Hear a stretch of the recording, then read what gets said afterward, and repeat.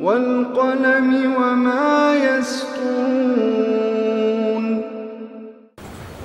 नाज़रीन अस्सलामु अलैकुम वरहमतुल्लाहि वबरकातुहू। सीधी बात की ताज़ा तरीन खबरों में आप लोगों का इस्तकबाल है। नाज़रीन आइए सबसे पहले आज की सुर्खियों पर नजर करते हैं।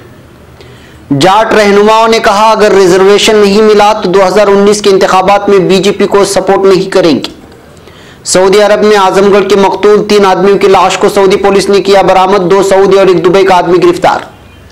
सफा बैतुल-माल शाख मैसूर की माह जनवरी की कारगुजारी सामने आ गई। बेलगाम चिकोड़ी के एसबीआई बैंक में बम का हुआ। मोदी हुकूमत को पीएनबी घोटाला मुलजिम चौस ने दिया धचका। हिंदुस्तान की शहरियत को किया खैरबाद। मोदी हुकूमत के किताबचे में एमजे अकबर अब भी वज़ारत ओहदे पर बरकरार, लोग हैरान। पंजाब चिड़ियाघर में शेरों ने ली एक शख्स की जान, खौफनाक मंजर देखकर सहम गए लोग। मोदी हुकूमत की तशहीर के लिए बीजेपी ने लिया झूठ का सहारा। झारखंड कांग्रेस की क़यादत में 10 सियासी पार्टियों का इत्तेहाद बीजेपी को जमींदोज़ करने के लिए तैयार। होशियार, 20,000 से ज्यादा का कैश ट्रांजैक्शन किया तो मुश्किल में फंस सकते हैं आप, लग सकता है हजारों का जुर्माना। छत्तीसगढ़ 2.5 साल में तकरीबन 3,000 खवातीन घरेलू तशद्दुद की शिकार। वज़ीर आज़म नरेंद्र मोदी अजीम इत्तेहाद से खौफसदा हैं, अहमद पटेल का बयान। नाज़रीन अस्सलामु अलैकुम वरहमतुल्लाहि वबरकातुहू। सीधी बात की ताज़ा तरीन खबरों में आपका इस्तकबाल है। मैं अंसार अजीज नदवी आज की अहम तरीन कौमी खबरें लेकर के आपकी खिदमत में हाजिर हूँ। नाज़रीन तफसीलात में जाने से पहले आपको इत्तलान अर्ज़ कर दूँ कि हमने कल से कौमी सतह की खबरों को अलग किया है और नेशनल इंटरनेशनल खबरों को अलग देने का इरादा किया है। लिहाजा उसी तवज्जो से आज कौमी सतह की 10 से 12 अहम तरीन खबरें आप लोगों के सामने पेश की जाएंगी। इसको आप देखें, चैनल को सब्सक्राइब करें और दूसरों तक पहुंचाने में हमारी मदद करें। चलिए चलते हैं तफसीलात की जानिब। पहली खबर नई दिल्ली से है। जाट समाज के रहनुमाओं ने अपने रिजर्वेशन की मांग पूरी न होने तक बीजेपी को सपोर्ट न करने का ऐलान किया है। इतवार को ऑल इंडिया जाट आरक्षण बचाओ महाआंदोलन AIJABMA के बैनर तले इकट्ठा हुए उत्तर प्रदेश, राजस्थान, हरियाणा, दिल्ली, मध्य प्रदेश के रहनुमाओं ने कहा कि उनके कोटे की मांग को मंजूर न करके हुकूमत ने उनको धोखा दिया है, जबकि जनरल कैटेगरी को हुकूमत ने 7 दिन के अंदर रिजर्वेशन दे दिया है।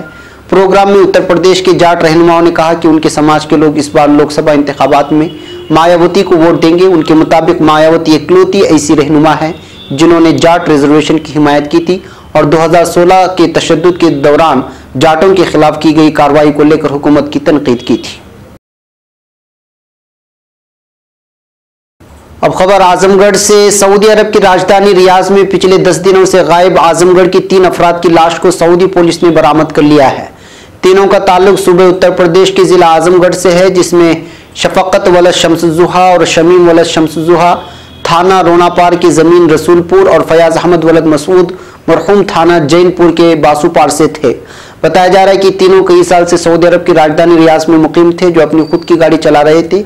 गुज़िश्ता 10 दिनों से तीनों गायब थे, जिसको सऊदी पुलिस और इंडियन एम्बेसी समेत सभी हिंदुस्तानी भाई तलाश करने में मसरूफ थे। गुज़िश्ता दिनों उनकी लाश को सहरा से पुलिस ने बरामद किया। इस सिलसिले में वहां के पुलिस कप्तान ने खुलासा किया कि लाश को टायर के साथ जला दिया गया है, जो अब देखने के काबिल नहीं है। उन्होंने मुजरिमीन के बारे में खुलासा किया कि फिलहाल 2 सऊदी गिरफ्तार हैं। उनका एक दोस्त जो अरब इमारात यानी दुबई का है, उससे भी दुबई पुलिस ने गिरफ्तार कर लिया है। कत्ल की अभी कोई वजह मालूम नहीं हुई है, जल्द ही और पूरी तफसील वाज़ेह कर दी जाएगी। वाज़ेह हो कि तीनों आदमियों के कत्ल की खबर अहले खाना को मिलते ही कोहराम मच गया। पूरा जिला सोगवार है, लोगों की ताज़ियत के लिए तांता लग गया था।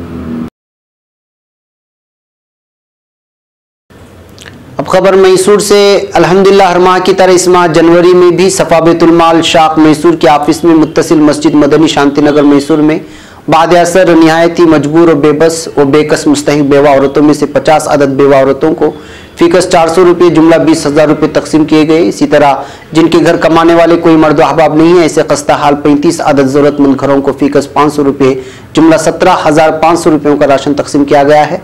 नेहरू नगर के गरीब शख्स की नवासी की शादी के लिए 25 किलो चावल दिया गया, जो लड़की यतीम है। गौसिया नगर की बीमार खातून के लिए 800 रुपयों की दवाइयाँ भी दी गई हैं। इस तरह सफ़ा बैतुल-माल शाख मैसूर अहलियान मैसूर का शुक्र अदा करते हैं और पुराने सामान के जरिए ज़्यादा से ज़्यादा इमदाद करने की वो लोग अपील कर रहे हैं। अब खबर बेलगाम से। शहर चिक्कोडी की एसबीआई बैंक में बम होने की खबर की झूठी खबर पहुंचाकर आज हंगामा खड़ा कर दिए जाने की खबर मौसूल हुई है। इतलात के मुताबिक आज सुबह मज़कूरा बैंक का स्टाफ पहुंचकर अपने कामकाज पर लगा हुआ था कि अचानक 11:30 बजे एक नामालूम फोन आया जिसमें इत्तला दी गई कि बैंक में बम रखा गया है। इससे घबराए स्टाफ ने जहां पुलिस को खबर की, वहीं तमाम स्टाफ को बैंक से बाहर निकाल लिया गया। बम स्क्वाड के अमले को भी बुला लिया गया। 1 घंटे की तलाश बीसीआर के बाद भी जब कुछ नहीं मिला तो पुलिस ने बम की झूठी अफवाह फैलाए जाने की खबर को लेकर शिकायत दर्ज की है और अब झूठी खबर पहुंचाने वाले की तलाश में फोन नंबर की छानबीन में जुटी हुई है। अब खबर नई दिल्ली से। पीएनबी यानी पंजाब नेशनल बैंक को करोड़ों रुपए का चूना लगाकर फरार और इंटगवा में मुकीम मेहुल चोकसी को हिंदुस्तान लाना अब मजीद मुश्किल हो सकता है। खबरों के मुताबिक पीएनबी घोटाले के अहम मुलजिम मेहुल चोकसी ने हिंदुस्तानी शहरियत को खैरबाद कह दिया है। उन्होंने अपने हिंदुस्तानी पासपोर्ट को इंटगवा हाई कमीशन में जमा करवा दिया। चोकसी के इस कदम को खुदस्पुर्दगी से बचने की कोशिश की शक्ल में देखा जा रहा है। मेहुल चोकसी ने हिंदुस्तान की शहरियत छोड़ दी है और इस बात की जानकारी वज़ारत खारिजा के जॉइंट सेक्रेटरी अमित नारंग ने दी है। शहरियत छोड़ने वाले फॉर्म में चोकसी ने अपना नया पता जोली बार्बर सेंट मार्कस इंटगवा लिखा है। हाई कमीशन को उन्होंने कहा कि इसने जाबितों के तहत इंटगवा की शहरत ली और हिंदुस्तान को छोड़ दिया है। दरअसल चोकसी हिंदुस्तान शहरियत छोड़कर खुदस्पुर्दगी की कार्रवाई से बचना चाहते हैं। खुदस्पुर्दगी मामले में इंटगवा की अदालत में 22 फरवरी को समाअत है। इससे कबल की समाअत में चोकसी ने अपनी सेहत का हवाला देते हुए कहा था कि फ्लाइट में 41 घंटे का सफर करके हिंदुस्तान नहीं पहुंचा जा सकता। चोकसी को भगोड़ा माशी मुलजिम करार देने के लिए prevention of money laundering act special court में इन्फोर्समेंट डायरेक्टोरेट के जरिए दाखिल अर्जी के जवाब में ये बात उन्होंने कही थी। अब खबर वाराणसी से। वाराणसी में प्रवासी भारतीय दिवस का आगाज हो चुका है और साथ ही मरकजी हुकूमत तनाज़े का शिकार भी हो गई है। 21 जनवरी से 23 जनवरी तक चलने वाला इस रोजा प्रोग्राम पहले ही दिन सोशल मीडिया पर तनकीद का निशाना बन रहा है। दरअसल मीटू मुहिम के शिकार एमजे अकबर की तस्वीर वज़ारत खारिजा के डेलीगेट कवर किट में लगी हुई है, जिससे सवाल पैदा हो गया कि जब उन्होंने अपने ओहदे से इस्तीफा दे दिया तो फिर उनकी तस्वीर शाये क्यों की गई। वाराणसी में प्रवासी भारतीय सम्मेलन की इफ्तिताह के मौके पर जो भी नुमाइंदा पहुंचे हैं उन्हें किट बतौर तोहफा दी जा रही है और इसमें एक ऐसा बुकलेट भी शामिल है जिसके सफ़े अव्वल पर वज़ीर आज़म नरेंद्र मोदी, वज़ीर खारिजा सुषमा स्वराज और वज़ीर ममलिकत बराए खारिजा वीके सिंह की तस्वीर शाये हुई है। इनके साथ एमजे अकबर की भी तस्वीर लगी हुई है। तस्वीर के साथ उनका ओहदा भी वज़ीर ममलिकत बराए खारिजा लिखा गया है। इस किताबचे में मोदी हुकूमत की स्ट्रेटेजी पर मबनी कामयाबियों का तस्करा किया गया है। अब खबर पंजाब से। पंजाब के जरकपुर में 30 फीट ऊंची दीवार फलांग कर शेर के बाड़ में एक शख्स को कूद पड़ा और देखते ही देखते 2 शेरों ने उसे अपना शिकार बना लिया। खबरों के मुताबिक वाकया छत्तीसगढ़ चिड़ियाघर का है, जहां शेरों के हमले से बुरी तरह जख्मी शख्स को अस्पताल में दाखिल कराया गया। शेरों का हमला इस कदर जबरदस्त था कि वो उसकी ताब न ला सका। इलाज के दौरान उसकी मौत हो गई। महलूक शख्स को की हुनूस पहचान नहीं हो सकी है। इस वाक़े के बाद चिड़ियाघर के फील्ड डायरेक्टर एम सुधाकर ने बताया कि महलूक शख्स की गर्दन पर जख्म के गहरे निशान हैं। उसे संगीन हालत में सिविल अस्पताल ले जाया गया, जहां उसकी मौत हो गई। चिड़ियाघर में मौजूद कुछ चश्मदीद लोगों का कहना है कि लाइन सफारी के पीछे बाड़े से कूदकर एक शख्स अंदर घुस गया था। शेरों ने जब उसे देखा तो हमला कर दिया। शेर उस शख्स को लाइन सफारी के अंदर घसीट कर ले गया। वहां मौजूद लोगों ने शेर को हटाने के लिए शोर भी मचाया, लेकिन उससे शेर पर कोई फर्क नहीं पड़ा। काबिल जिक्र है कि दिल्ली के चिड़ियाघर में भी इस तरह का एक खौफनाक मामला पेश आ चुका है। साल 2014 में एक शख्स सफेद बाघ के बाड़े में कूद गया था, जिसे बाघ ने हमला करके हलाक कर दिया था। इस वाक़े का वीडियो भी सोशल मीडिया पर वायरल हुआ था, जो काफी खौफनाक मंजर पेश कर रहा था। अब खबर नई दिल्ली से। मुल्क में रोजगार पैदा करने, तरक्की का सैलाब लाने, इंसानी हकूक फराहम करने जैसे बेशुमार वादे करके मरकजी इख्तिदार पर कब्जा करने वाली नरेंद्र मोदी हुकूमत अपनी 5 साल मुद्दतकार में किसी वादे को अमली जामा पहनाने में नाकाम रहने के लिए चौतरफा लानत मलामत का सामना कर रही है। यही वजह है कि आम इंतखाबात से पहले अवामी नाराजगी को कम करने के लिए हुक्मरान बीजेपी ने झूठ का सहारा लिया है। बीजेपी ज़ेर क़यादत मोदी हुकूमत ने अब तक के दौरे इख्तिदार में मुबैना तौर पर जिस तेजी से सड़कों की तामीर की, उसे दिखाने के लिए भारतीय जनता पार्टी ने सोशल मीडिया पर कुछ तस्वीरें पोस्ट की हैं, जिनकी जांच करने पर पता चला कि ये सब गलत और फर्जी हैं। बीजेपी ने अपनी हुकूमत के काम की तशहीर करने के लिए सोशल मीडिया पर एक मुहिम शुरू की है।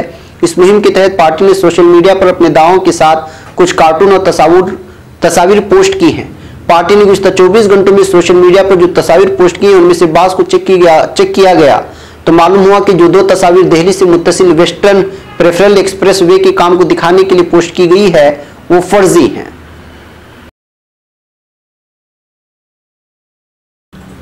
अब खबर झारखंड से। 17 जनवरी की शाम जब सर्दी अपने उरूज पर थी तो झारखंड की सियासत पूरी तरह गर्म थी। कभी पक्के मुखालिफ रहे लोग गले मिलकर नए सियासी बाप का खाका तय कर रहे थे।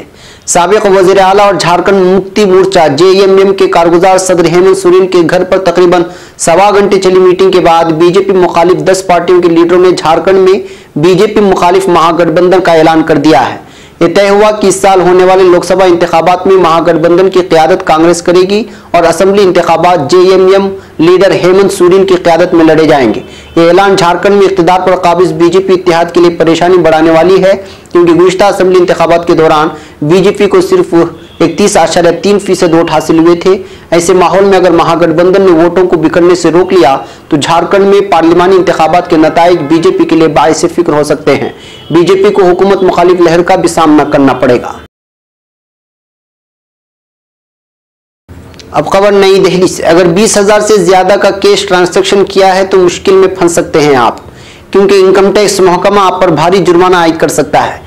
इनकम टैक्सेस महकमे के सेक्शन 269 SS 269T के तहत अगर कोई 20,000 रुपए से ज्यादा का कैश ट्रांजैक्शन करता है तो उसको इतनी ही रकम का जुर्माना देना होगा। हालांकि गुज़िश्ता कुछ दिनों में उन कवानीन में आम लोगों के लिए ढील दी गई है। इनकम टैक्स महकमा टैक्स से मुतालिक कवानीन को लेकर आम आदमी में वक्तन फवक्तन बेदारी पैदा करता रहता है। इसी के तहत महकमे ने वाज़ेह किया है कि आप घर खरीदने या फरोख्त करने के दौरान 20,000 से ज्यादा का कैश लेन देन नहीं कर सकते। महकमे इनकम टैक्स ने इस सिलसिले में एक गाइडलाइन भी जारी की है। अगर आप इनकम टैक्स महकमे की तरफ से जारी कवानीन पर अमल नहीं करते हैं तो आपके खिलाफ कार्रवाई की जा सकती है।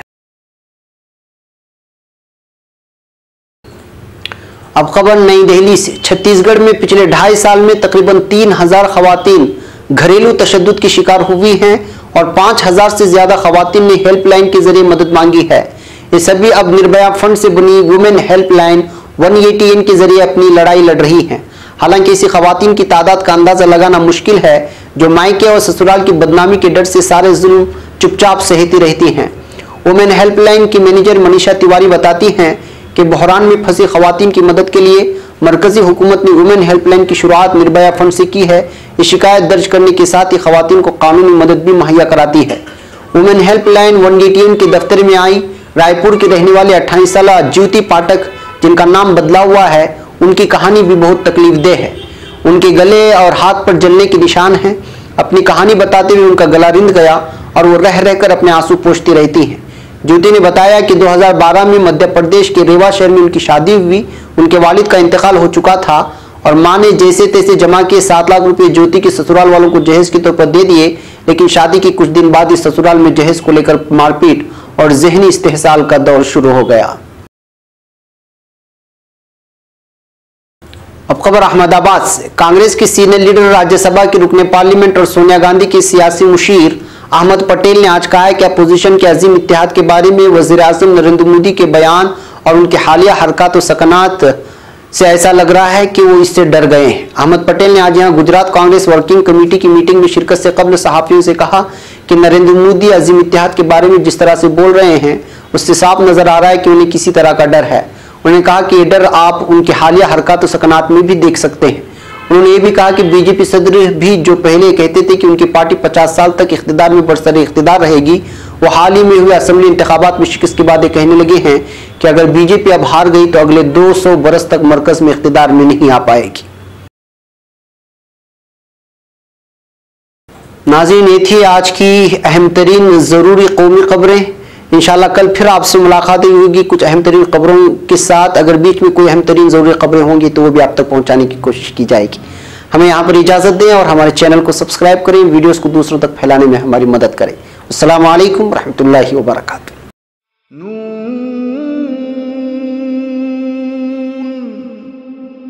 वल क़लम वमा यस